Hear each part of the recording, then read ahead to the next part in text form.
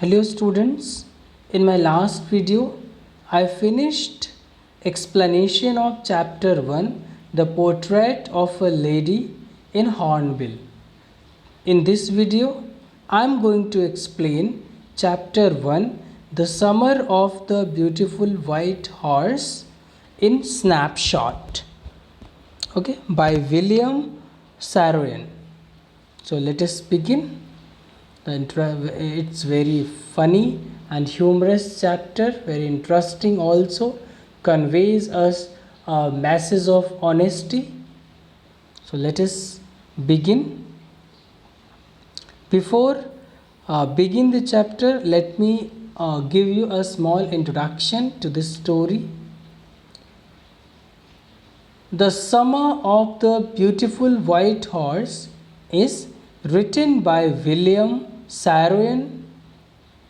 The story is about two Armenian boys, Aram and Murad. So this story is about two Armenian boys, Aram and Murad, who belong to the Garoglanian family. Aram and Murad, they belong to the Garoglanian family. Their tribe is known for their honesty. They are poor and can hardly earn money for food. They both long to ride a horse. Murad had stolen a horse from a farmer a month ago. One early morning, he brought it to the window of Aram and asked him to come along for a ride. They rode the horse for many days. When Aram gets to know the horse is stolen, he gets shocked but discounts the stealing in his mind. One day, the owner of the horse, John Byro, comes to his house to complain about his missing horse to Uncle Khosrow. One day, on their way back to hide the horse on the deserted vineyard, they meet the owner and feel guilty at the end. The next morning, they return the horse back to the owner's barn. So it is a small introduction to the story, a short introduction to the story. Now let us begin the interesting story.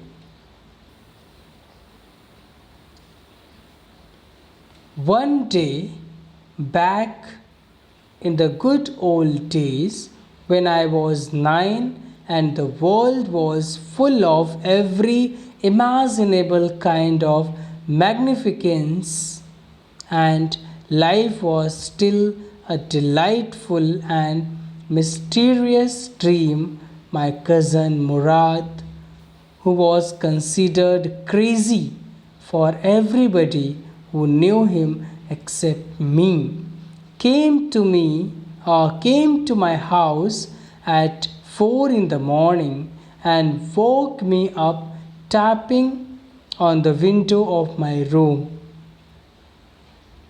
One day back, before one day, when narrator tells us a story when he was of 9. So what happened? An incident took place when he was of 9. So one day, before one day, his cousin Murad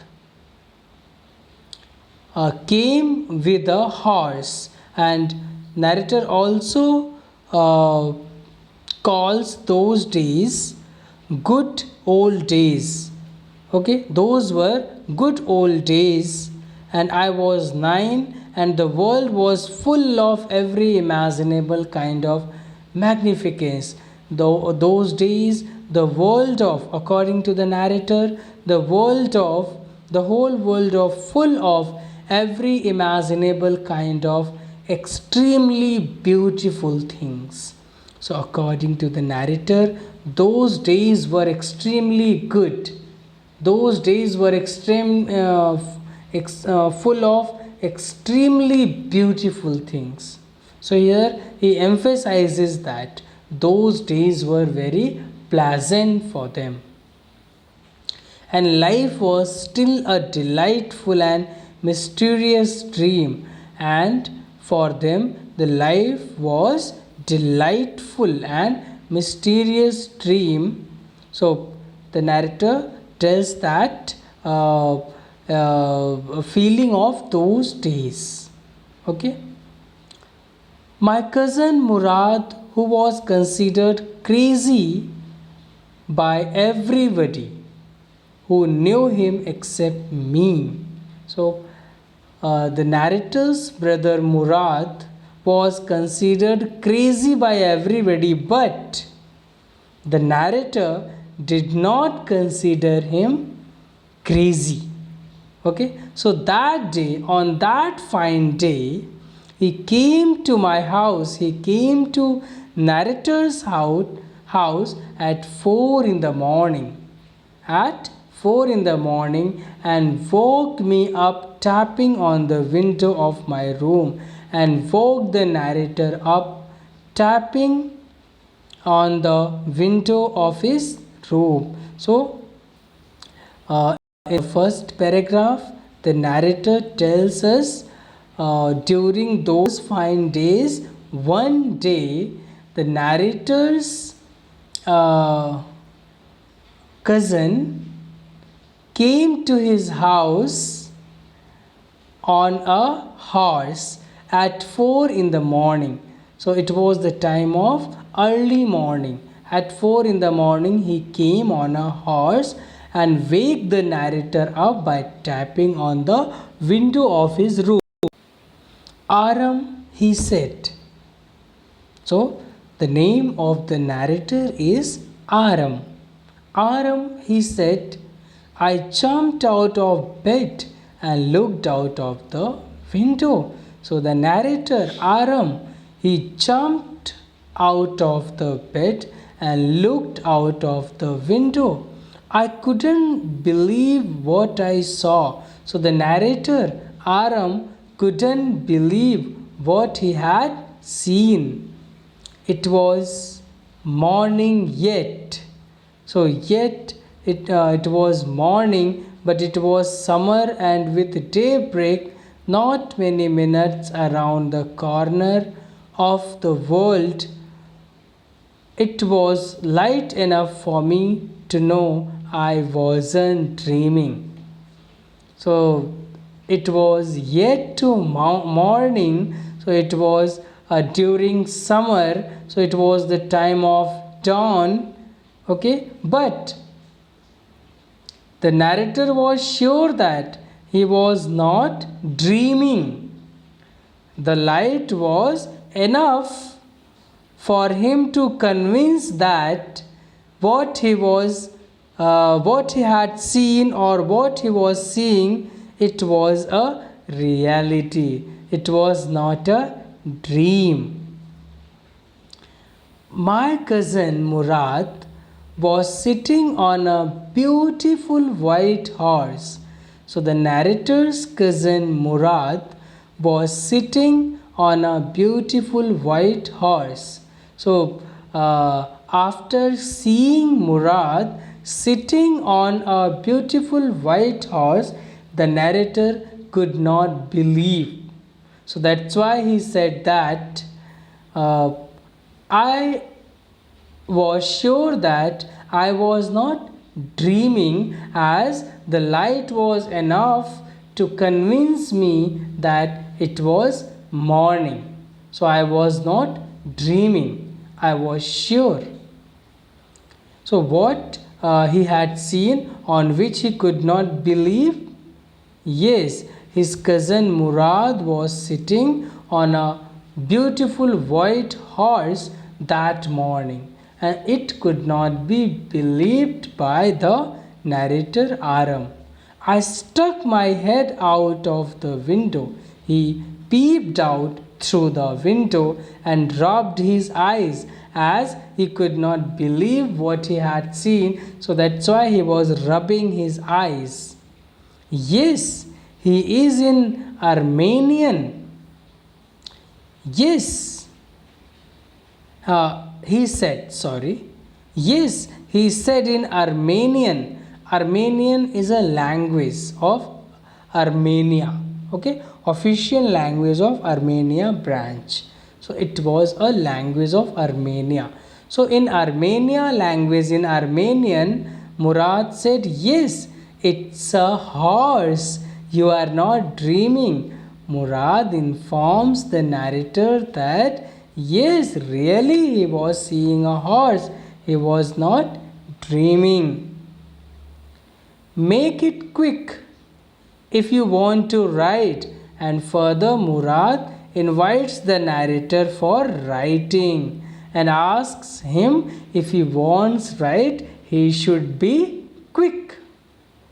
I knew my cousin Murad enjoyed being alive more than anybody else who had ever fallen into the world by mistake.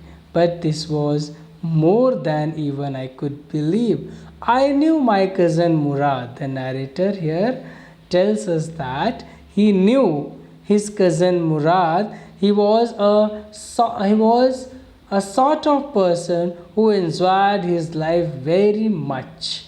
Okay, a person who enjoys his life very much. He was that type of person. Murad was that type of person. Okay, who enjoys his life very much. But this was more than even I could believe. But what the narrator was saying, it was beyond his trust.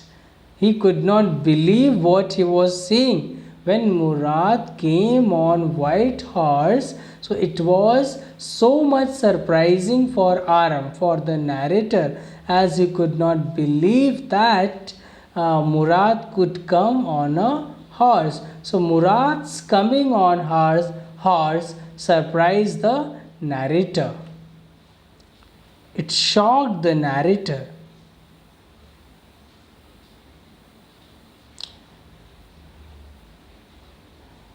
In the first place, my earliest memories had been memories of horses and of first longings had been longings to write. So in the first place, so my earliest memories had been memories of horses. So the narrator was also fond of horses, and my first longings and aching desire, that is longings, had been longings to ride. So he was also fond of horse, and the narrator was also wanted to ride on horse. This was the wonderful part. In the second place, but it was in first place. First of all, he also wanted to ride the horse. He loved the horse very much. But on the other hand, this in the second place we were poor. On the other hand, they were poor. This was the part that wouldn't permit me to believe that I saw. Yes, this was the part the narrator could not believe that Murad had come on horse because they were poor. They could not afford to buy a horse. So that's why he could not believe his eyes. When he saw Murad, he came on a white horse, white, beautiful horse. He could not believe because they were poor to afford a horse. We were poor. We had no money. Our whole tribe was poverty stricken. Yes, her whole tribe was the victim of poverty. They did not have money. So that's why when he saw Murad coming on a white horse, he surprised, he shocked because they were poor, so they could not afford to buy a horse. They did not have money. They were poverty stricken tribe. Every branch of the Garoglanian family was living in the most amazing and comical poverty in the world. So, further, the narrator added that every branch of the Garoglanian, an Armenian tribe, so in whole world, this tribe was poverty stricken. Okay, they were living in the most amazing, in the most comical, in the most funny poverty life in the world. Their lives were funny and poverty stricken. They could not afford even food. They were very poor. So that's why the narrator, by telling about his tribe, he says that every branch of Garoglanian means an Armenian tribe family was living in the most amazing, most appealing and comical and funny poverty in the world. Nobody could understand where we were got money enough to keep us with food in our bellies. So nobody could believe, nobody could understand from where they were getting money to satisfy their hunger. So it was very hard for them to earn for livelihood. So they were very poor. They could not afford to take a time meal. Okay, so they were very poor. Not even the old men of the family, even the old men of the family, so that everyone could eat, could fill their bellies. No one would go hungry, so they were not sure about it. So they were very poor. And most important of all, though, we were famous for our honesty. Yes, they were very poor, even though that tribe, that Armenian tribe was famous for their honesty. So students, here there are two things. First, they were very poor, and second, they were very honest. So here, that's why the narrator got surprised that from where Murad got the horse. They were very poor, they could not afford to buy a horse, but Murad came on a beautiful white horse. And the second thing, they were famous for honesty. So they Aram could not think that Murad had stolen the horse, as they were very honest. Okay, so it could not be believed, it could not be thought by Aram, by the narrator, that Murad had stolen the horse, because they were famous for their honesty. We had been famous for our honesty for something like 11 centuries. So they had been famous for their honesty for 11 centuries. So it was a great time. Since last 11 centuries, they maintained this. They maintained this, that they were honest. They were famous for their honesty. Even when we had been the wealthiest family in what we like to think was the world, even when we had been the wealthiest family, even when when they were the wealthiest family, they did not tell a lie. Okay, so the world liked them for their honesty. We were proud first, honest. So they were proud of their honest. Next, and after that, we believed in right and wrong. First, they were very much honest, and second thing, they believed in what is right and what is wrong. None of us would take advantage of anybody in the world, let alone steal. Yes. So, very beautifully, the narrator gives evidence of his honesty.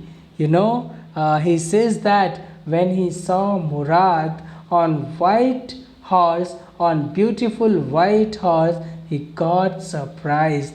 Further, the narrator added that they were poverty stricken tribe.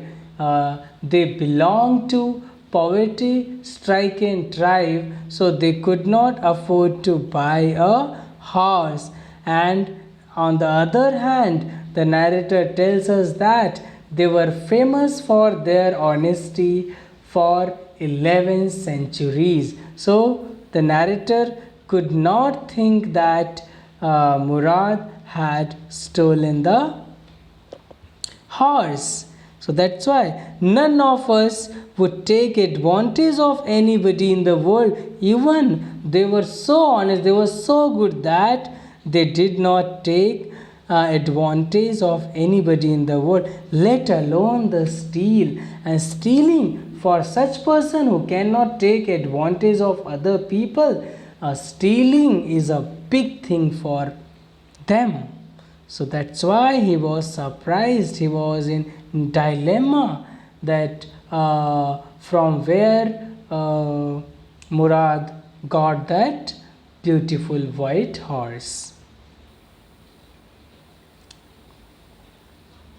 Consequently, even though I could see the horse, and as a result, consequently means as a result, even though he could not deny that what he had seen, he could not deny that what was before him, what was in front of him, he could not deny that one also. So they could not afford to buy horse. Second, they were honest, so they could not steal a horse. So even the narrator could not deny the reality, and the reality was that Murad was riding on a beautiful white horse, so magnificent, even though I could smell it, so lovely, so beautiful the horse was, and it was also smelling so lovely, even though I could hear it breathing, so exciting. So even though the narrator could hear the horse breathing, so exciting, narrator was also very much exciting. I couldn't believe the horse had anything to do with my cousin Murad, or with me, or with any of the other members of our family, asleep or awake, because I knew my cousin Murad couldn't have brought the horse, and if he couldn't have brought it, it must have stolen it. Yes, it is not brought, it is bought. Sorry, let me repeat the line once again. I couldn't believe the horse had anything to do with my cousin Murad. So I couldn't believe that the horse belonged to Murad, or with me, or with any of the members of our family. So the horse did not belong to Murad, to Aram, or to their family. Asleep or awake, even they could not believe to be honor a horse, whether they were sleeping whether they were dreaming or whether they were waking. Because I knew my cousin Murad could not have bought the horse, but he knew that his brother Murad could not afford to buy a horse, so that's why he was sure that he hadn't bought that horse, and if he couldn't have bought it, he must have stolen it. And if Murad hadn't bought the horse, so it was sure that he had stolen it. And I refused to believe he had stolen it, and he had refused to believe he had stolen it, because they were famous for their honesty from 11 centuries. Now again the narrator is in dilemma. He could not believe, he did not know from where Murad got that horse, and he also gives us an account that their tribe was known for their honesty. So Murad could not have stolen the horse, and second thing, they were very poor. They were too poor to afford afford a horse. So that's why Murad had not bought that horse.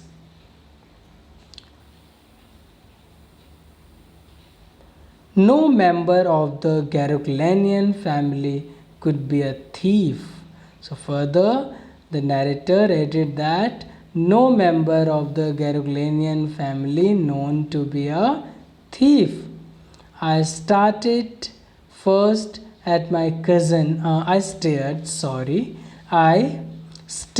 first at my cousin and then at the horse, as the narrator was shocked. So sometime he looks at his cousin Murad, and sometime he take a look, he have a look, he looks at the horse, as he was too much shocked from where Murad got that horse. There was a pious stillness, there was a religious stillness and humor in each of them, which on the one hand delighted me and on the other frightened me. So it was a religious silence, stillness, inside his mind. Both thing was going on the first hand, he was very happy because he wanted to ride a horse, and today he got that opportunity, so that's why he was very happy. But on the other hand, he knew that they were very poor to afford a horse. They could not buy a horse, and they could not steal a horse. So that's why he was, on the other hand, he was frightened also. So frightened because he thought that Murad could have stolen the horse, and delighted because the narrator was also take a ride of horse. Murad, I said, where did you steal this horse? Yes, so now the narrator asked Murad where he had been stolen that horse from. Leap out of the window, he said, if you want to ride. He said, jump out from the window if you want to ride. So instead of answering the question which the narrator Aram asked him, he tells him to come out the window if he wants to ride. Okay. It was true then. He had stolen the horse. Now the narrator Aram was sure that Murad had stolen the horse. Now he was sure when he said, if you want to take a ride, then come out from the window. So there was no question about it. Now he was sure.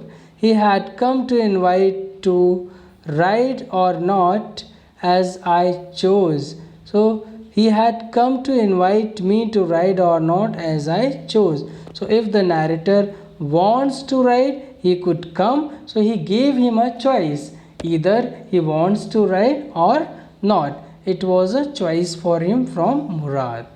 Okay, so that's all about this video. In the next video, I will explain the rest part of this interesting story. Thank you for watching the video.